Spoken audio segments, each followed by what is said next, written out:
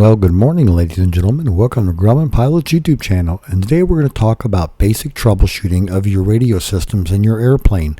Doesn't matter whether it's a nav, a comm, or an ADF, but when you go to troubleshoot an aircraft system, it's not just the radios.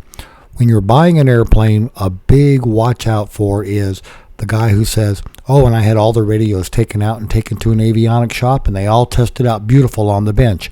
That doesn't tell you anything about how they work in the airplane, and that's what we're going to talk about today, so stay tuned. So we would like to ask you please subscribe, hit the like button, and hit the notify to stay current with our content. So if you've got a panel like this, an all new glass panel, you're probably not going to have to do any radio troubleshooting work. You're not going to have any problem because when you had your panel changed, they put in all new coax, they put in all new connectors, they checked everything, so you've got a working system right out of the box. Well, we're going to really talk about legacy systems. If you've got an airplane and you've got comms, KX155s, they all have B and C connectors on the back. They all use a coax, and they all have antennas somewhere on the airplane. And when that coax goes bad or a connector goes bad, you get a weak signal or no signal at all on receive, and maybe a little bit on transmit. So let's take a look at how some of the tools that we use to troubleshoot this system.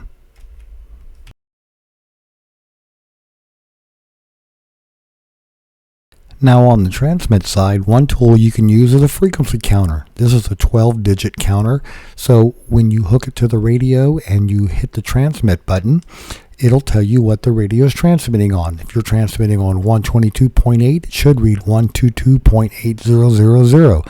There are adjustments for that, but they are crystal controlled, and you won't probably be able to do them. It's more of an avionics shop, but for basic troubleshooting, just to make sure that your radio is transmitting on the correct frequency, that's where a frequency counter comes into play. And that's about the only time you use it on an airplane.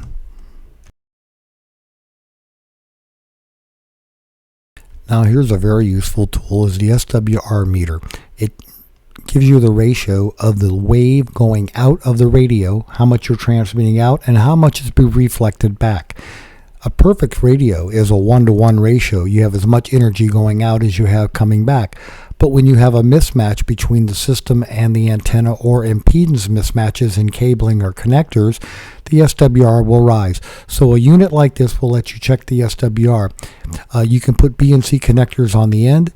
Right here we have an antenna analyzer that we can screw in, and it gives us the field strength when you're transmitting. So you can set a circle around an airplane, walk around it, and get the field strength radiation pattern of that particular antenna and radio on the airplane.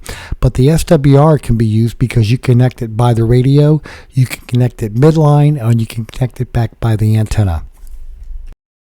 Now it's not hard to connect because one end is clearly marked a transmitter, and that goes for your RF source, and the other is marked antenna, and that's where the coax goes to the antenna that you're using on the airplane. And then there's that little antenna analyzer, so you can get field strength when you go ahead and put it in.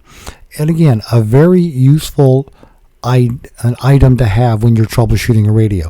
Now this is back from the 60s, and so when I was troubleshooting radios in the 70s and 80s, this is what I used. There is another instrument. We'll talk about that in a minute. Now this is a Bird watt meter, and it does just what it says. You hook it up to a piece of coax, and it will tell you how much RF the radio is putting out. So you can use this near the radio, and you can also check it at the antenna line right before it goes to the antenna to see how much you're losing in the coax and connectors. That's another troubleshooting tip for checking your coax and your connectors to get the best receive and transmit signal you have available. Now this is not a radio antenna, this is a satellite antenna, but it does have B and C connectors, and it does show you that when you have cable, you can hook that to your B and C connector, and you can check it with any number of instruments. Now here's an instrument I didn't have back in the 80s and all. This is an antenna analyzer.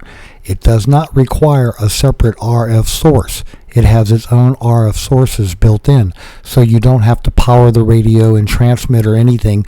You can connect it to the coax, and it will read everything all the way to the antenna and down by the antenna. Gives you both your impedance and your SWR.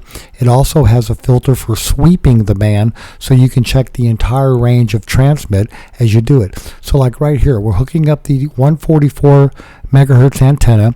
We're going to tune it in, and as you can see, we have good SWR right there, and we have a good impedance match. So you can very quickly troubleshoot an antenna system by using an antenna analyzer. You can find them usually with your EAA. Find some ham radio operators. They will probably have it. This is not something most shops would carry for troubleshooting a radio system, but it is a very good instrument to have, and I use it a lot with my ham radio and in my airplanes. So now the other thing we're going to do is we can sweep the frequency and get an SWR read, but we can also check the other antenna on that antenna. It has a 2 meter and a 70 centimeter antenna, and as you can see here, oh, my SWR is extremely high and my impedance is extremely high. And the reason for that is I'm testing it on 440 megahertz, but I'm not hooked up to the right antenna port. Now, when I get it on the right antenna port, wow, it's about 50 ohms and 1-to-1 SWR. So it's a good, quick instrument to have to troubleshoot your radio systems. In our aircraft use frequencies from 108 to about 135. Check them out. You can pull all the wiring out and check everything with these tools. You'll get a much better system. Now again, this is for legacy aircraft. You don't want to do this for a new airplane, but if you've got an older aircraft with older radios, you might want to check it because that coax is 40 years old. And you'll get to follow it through some interesting places in your airplane. You'll get to clean as you go and check everything when you're replacing the coax. You might even find crossed cables from the last time your airplane was painted. All in all, ladies and gentlemen, we hope you found all this useful and informative. Thanks so much for watching, and have a great day flying your Grumman. Oh, and we have a new video of the cats at the end of this video for you.